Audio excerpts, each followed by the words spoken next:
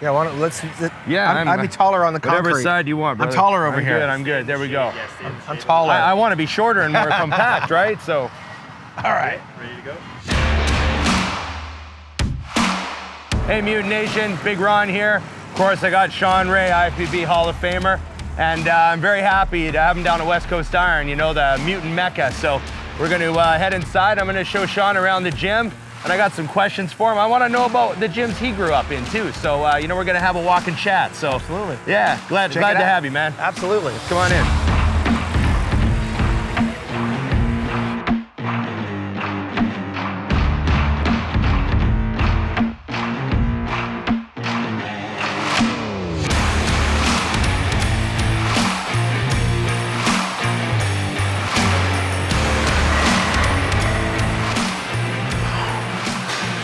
Go, it's Olympia time, gotta pump up. Are you using this bench? No? The older I get, the more I warm up. Yeah. I stay in the warm-up area though. I like swim in the shallow end. Yeah, how often do you train now? You train 3 times a week? I still like to get into the gym 3 times. I like to walk 5 days a week. Yeah. So if I'm not traveling on the weekend, you can catch me on the boardwalk Monday to Friday. Yep. If I am traveling on the weekend, then I'll go Saturday till Thursday. But movement is key. Yeah. I don't really train, I exercise. A lot of that has to do with me holding back the horses, because I know when I train, I get into that danger zone. I mean, it's almost like a fighter who is better off sparring and practicing rather than actually getting in the ring. I've heard Mike Tyson say the same thing, right? It's real easy when you take your foot off the gas to pop, snap, and crack. Yeah. So I like to warm up. I use my warm-up weights. It's good enough. Yeah. It's funny, you know, like, I mean, I had pictures of Shawn on my wall in 1990, right? When he was third. I remember the third at the Olympia. I remember I cut out the top 3, and I had Haney, Labrada, and Ray. 31 years ago. Yeah, on my closet. And then, you know, the road of bodybuilding has just been crazy, because here I am 30 plus years ago doing a retirement arm workout. You know, I'm down a bunch of weight. He's been retired. How long have you been retired? 2001? I've been done now 20 years. 20 years. Yeah. So, but we're still in the gym, and it's funny that we started talking, and it turns out we're both kind of on the same page. So. Yeah, and the good thing about it is I kept those little sayings that Lee Haney would say. Stimulate, don't annihilate. Right, and that's what you have to think. The older you get, you got to just stimulate, keep the movement going, except keep the blood you didn't flowing. quite have his accent. No, I did not have his accent. Nice. Still very vascular. You got some nice blood circulation. Pump it up, baby. There we go. It's funny, even in high school, I had veiny arms. Well, I mean, you know what I didn't? I always had veiny arms. But in bodybuilding, vascularity can work for you and kind of work against you. But at the same time, I've never seen someone like win a show because they're so vascular. Yeah. It's always detail. Like a vascular guy would be Paul Dillette, but his skin was really thick. And he's Canadian. Yeah. And then he even had more on one side kind of too, right? Yeah, so it's a different kind of vascularity. Yeah. But your vascularity is because you're lean. That's pretty good. Do some triceps. It's my bikini girl diet now. You got all the people that have been through this gym, get Shawn signing the wall and stuff like that, and it's pretty awesome to know, Hall of Famer and everything like that. So I just started asking him questions. He's enjoying himself at this point, but once I get at the 100 questions deep, he'll probably start to go, geez, how many has this guy got? Well, the thing about getting older is that either one or two things are going to happen. Your mind is going to start fading, the memories are going to go, or you're going to be fresh and have to recall on those memories. And for me, it was a time of happiness. Yeah. Those are good memories that people remind me of at a time where, as an athlete, I'm like this. Like, when you're in the business, you just block everything out. Yeah, you don't enjoy it as much. You don't enjoy it, but I enjoy it more recalling it. Yeah. Because I remember I had the warrior mentality. Didn't have a lot of friends. Yeah. Didn't have time for girlfriends. It was eat, sleep, and train. And if you've never lived that existence, it can be very isolating and very lonely. So now coming out on the other end, having it recalled to me, and how it made other people feel, it makes me feel good too. Yeah. That's cool, man. I can appreciate that. I gotta do I got to do one heavy set. Go ahead, brother. I gotta look like I own a gym. You do. You know? Do the work.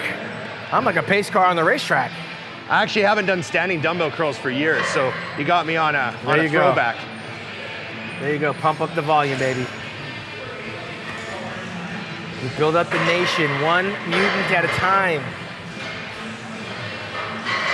We got the Olympia coming up in October, and we got the Shawn Hawaiian Classic coming up in November, so we got to look the part. A journey of 1,000 miles starts with a single step. That's it, baby. Yeah, so many people, they try to do more than they're capable of, and a lot of times they wind up hurt. Yeah. They jump right into the deep end, they skip past the warm-ups, and the warm-ups are very important, just as stretching is. So I think the older you get, the more you kind of see what the mistakes the younger guys are making, and you try to caution people. As I get older, I feel like I'm that father going, hey, slow down, don't jump so far, you know?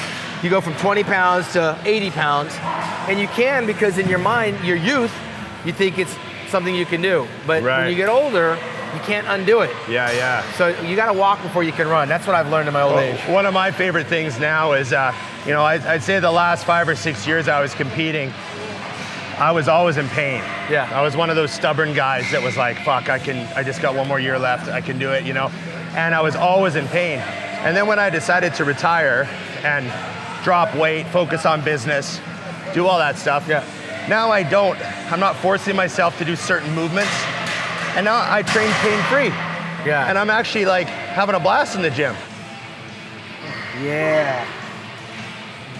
Big arms, man. I've seen some pretty big arms in my day from some bodybuilders.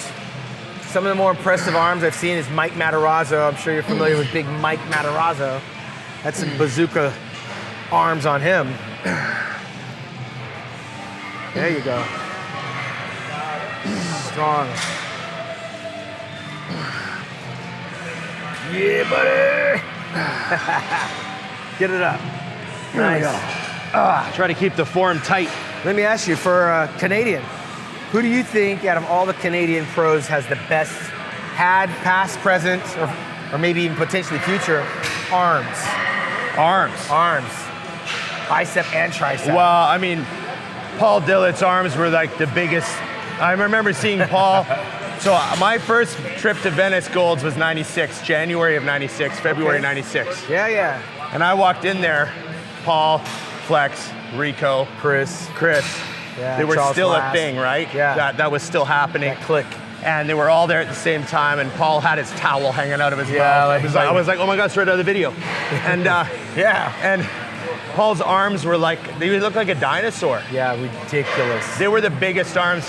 As far as I think I've ever seen, his might be Paul Dillett's, because I just remember them. Yeah. You know? Like the circumference of it all. Yeah.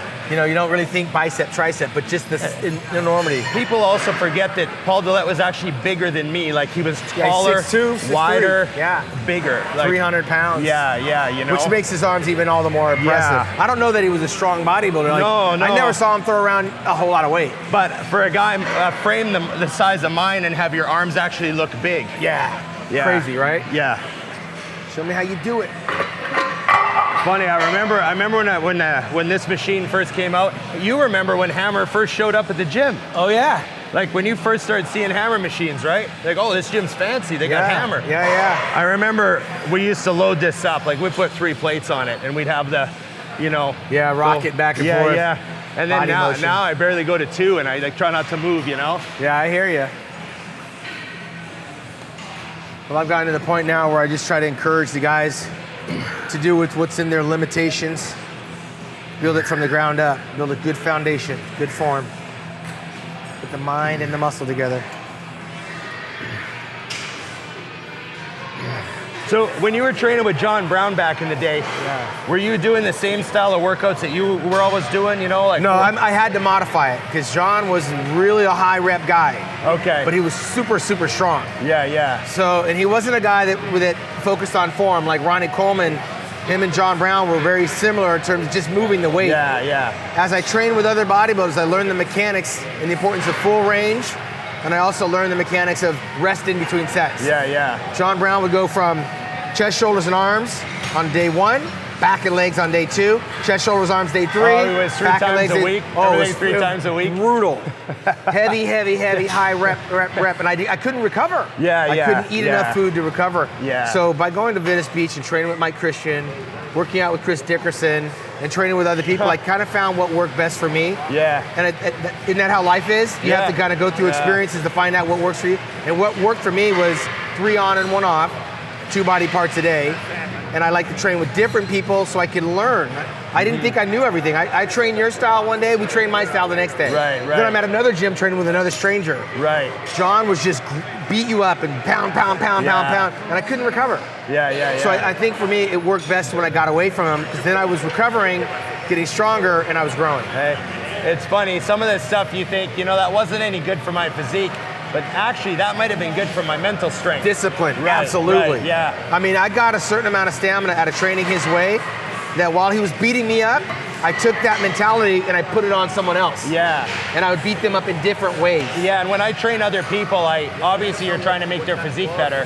But sometimes you also throw something in just to test a monkey wrench, I come in, I go, like you said, I come in, I go, we're gonna do legs. Let's start with leg extensions. Go ahead, we're gonna do 100 reps. 100 rep sets. And it'll wake somebody up in a hurry. What the fuck? You'll find out what somebody's made of when they do the first 100 reps. Even if it's doing dumbbells, arm curls, do something unusual, and it shocks your body. It really does. Plus their mind has to stay focused for like, what, 3 minutes straight? And you got to count from 100 backwards. That was funny. What got you into the gym business? Oh yeah, I was one of those guys that the whole time I was a bodybuilder, people would always say, are you gonna open a gym? Because I always had a thing for, like, I'd be like, they need to move that piece. Why is that there? And I'd always have something about the gym that I wanted to change wherever I was. And so I'd say these little things to my friends, and they'd be like, you should own a gym. And that went on for, you know, like what, 25 years? And then 2016, I'd already sort of retired. And I blew my quad. Ripped it right off the bone. So I had, you know, surgery, reattached my quad. I'm on a crutch. I'm thinking, oh wow, it's really over. I wasn't 27 with a quad tear, I was 40 with a quad tear. Not good. So it's okay, well, and this opportunity that came up, I had a few buddies that we used to train here, it had closed. We just jumped in, we didn't even really think, we just jumped. Signed the lease, fuck, we're doing it. And then next thing you know, I had something positive to focus on, just like the shows. And all of a sudden, I'm here 12 hours a day, and I'm fucking working, and I'm loving it, and I realize, like, oh, I just replaced competing. That's it. With this gym. And it's just growing and growing. And that's why I've always said, sometimes out of the worst of situations become the best of opportunities. And it was the best thing that could have, I think that quad tear is the best thing that ever happened to me. Because I was one of those stubborn guys that was maybe not gonna let go when I should. And you don't want to be that guy. And here's the saving grace, is that you're probably doing more for other people than you ever were doing for yourself. That's the great part. You bet, man. Right on, baby. So, thanks, Shawn. I appreciate it, man. It's all good, man. Hey, good to be here. Great to have you at West Coast Iron, and I'm really happy to have you as part of Mutant Nation. Right on. Global Ambassador, IFBB Hall of Fame, Shawn Ray. Okay, we're gonna get a photo. I'm gonna get a couple more good sets in here, and we'll call it a day, man. Right on. Thanks. All right, buddy. Cheers.